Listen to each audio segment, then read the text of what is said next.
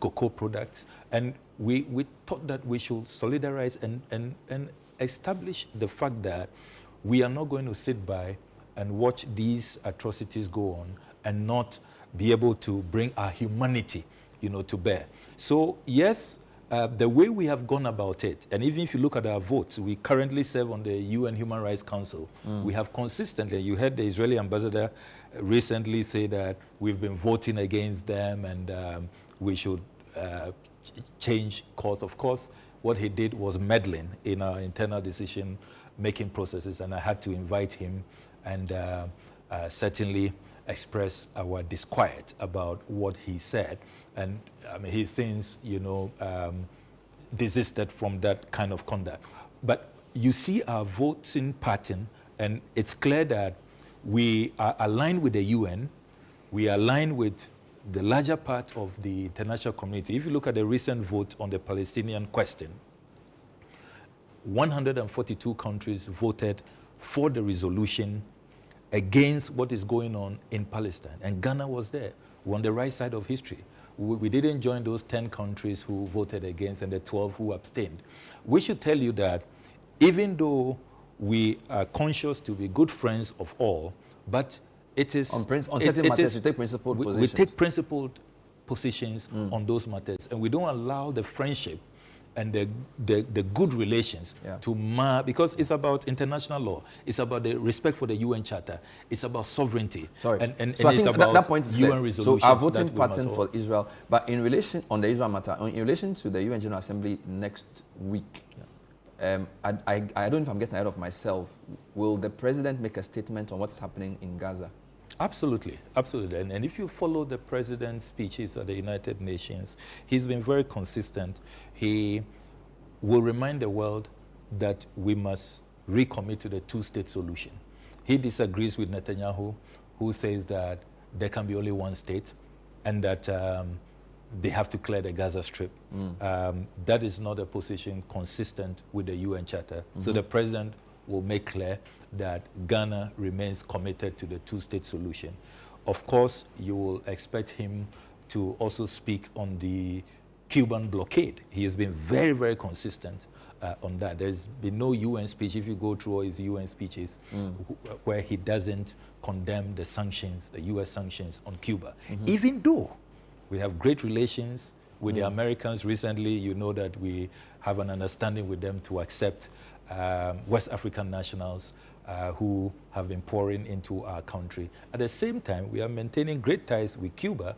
We're receiving a lot of Cuban medical doctors, the Cuban Medical Brigade. So we are a country that ought to be studied. How we are able to navigate since you brought the, I take that. And really since you brought the US great relations. Prisoner issue, I listened to the president when he met us on the 10th, a week ago today, and he did admit that our relationship with the US, even though it was okay, was not necessarily at the best of places because of Mr. Trump's policies, his tariffs.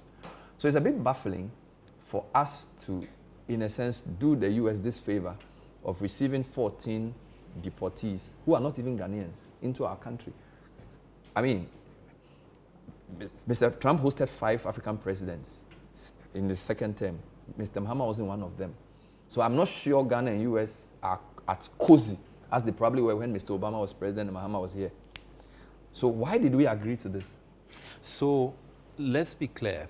We didn't agree to this because we agree with President Trump's immigration policies. We are not doing the US a favor. We are doing our fellow Africans a favor. We are offering them refuge. We are offering them succor. We are offering them hope. We want them to come back home and be comfortable. We solidarize with them when we see those images, the arrests, the violation of their rights, being detained against their will, and it's as though nobody wants to take them. So it was purely on humanitarian basis, and we have made clear that we did not accept any financial benefit whatsoever. We are doing this because we want to continue to position Ghana as that country which has always been the Mecca for Africans, for freedom fighters. We will avail ourselves to help fellow Africans in distress. So pardon my ignorance. So it is not about Fair a enough, favor pardon my ignorance. If you have 14, for President 14 Trump. Africans, 1 Nigerian, 13 Nigerians, 1 Gambian, why wouldn't their governments take them? Why do we have to take them? Yes, so you do know that the Americans have been approaching governments they consider friendly. That's what, at least when they engage me, and I've been to the State Department on numerous occasions for these talks, and they have indicated that they are approaching countries they consider friendly countries, despite the allies. The tariffs. You know, the tariffs. The were 10%. The tariffs were general, really. Okay. He slapped it on all countries, so they have said that don't use that to judge our relations. Fair enough. Everybody, you know, received The MCC too. Received We are not President getting. Trump's. Yes, and really for the MCC, it was our own doing. AGOA is also off. The PDS and all of that. Yes, But we are still a friendly country. We are clearly a friendly country because they approached us. Okay. And I think that if you look at the region, in terms of what we are doing with the Americans, the strategic cooperation we have, even with intelligence sharing, with security, we have a lot going on in health. Even despite the withdrawal of the U.S. AID support, there's still a lot of cooperation in the health sector. You take the energy sector, communication sector. So there's a wide spectrum of cooperation that the two countries enjoy. And it is within that spirit. Remember that we are the 5th African country after Rwanda, Uganda, Eswatini, and another country. We are the 5th country and the only country country in West Africa. The only country so far approached in West Africa by the Americans. And we thought that, look, West Africans already under the ECOWAS protocol can visit any country visa-free, stay for 90 days. So on principle, on humanitarian grounds, Pan-African solidarity, let us accept our fellow West Africans. And let's make the point that Ghana is your home. We are not going to allow you to accept be them distressed. to keep them here or accept them to send them back to their countries. So the choice is theirs, really.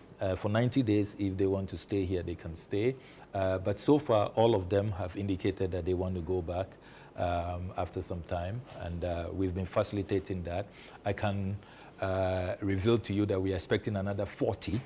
Another 40? Another 40 in the next few days. Of which nationalities? West Africans. The understanding we have is that it will be West Africans. And don't forget that... Do you vet them before they come? Yes, we vet them. What caveats do you give the Americans? So we have said that... Who is not acceptable? Hardened criminals, convicted criminals.